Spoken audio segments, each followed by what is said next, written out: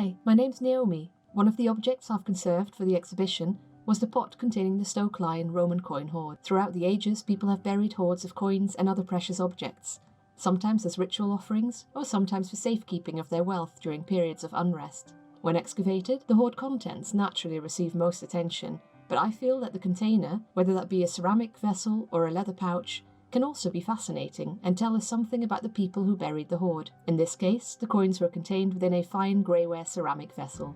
When it was excavated, the base, one larger body fragment, and a large number of smaller fragments were recovered, but none of the top part of the pot. It was clear that this top half had been sheared off by ploughing of the field where it lay buried, and some of the fragments will have been broken into such tiny sherds or dispersed so far away that they have not been picked up during the excavation.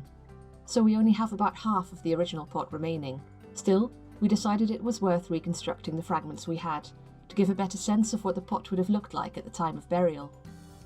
This was possible provided that all of the fragments we had could be securely joined to other fragments. In other words, they were not floating, as we call it.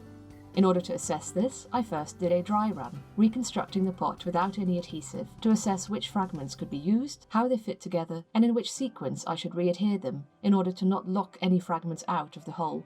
Next, I cleaned all the fragments, not just for aesthetic reasons, but also because if there is dirt remaining on the break edges, this would affect the strength of the join. Because the pot had been in storage for a few years, the soil adhering to the pot sherds had dried and become very hard, so it was necessary to soak the sherds in water for a while and then brush them clean. I worked very carefully to make sure I wasn't causing any damage to the surface colour and texture of the pot.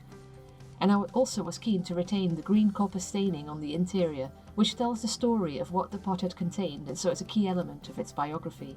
I then left the fragments to fully dry out before carrying out the final reconstruction, using a special conservation-grade adhesive. This is inert, meaning it doesn't react with the original material in any detrimental way. It has good long-term aging properties, so it won't yellow or weaken in time. But it can also very easily be removed again using a solvent, if at any point in the future the fragments need to be taken apart again. The adhesive takes several hours to cure, so after precisely aligning the fragments in their correct position, I supported them with masking tape until the adhesive had dried completely and there was no longer a risk of the fragments slipping out of alignment. Finally, I cleaned up any traces of adhesive that were visible on the outside of the break edges, and then the pot was ready to go on display.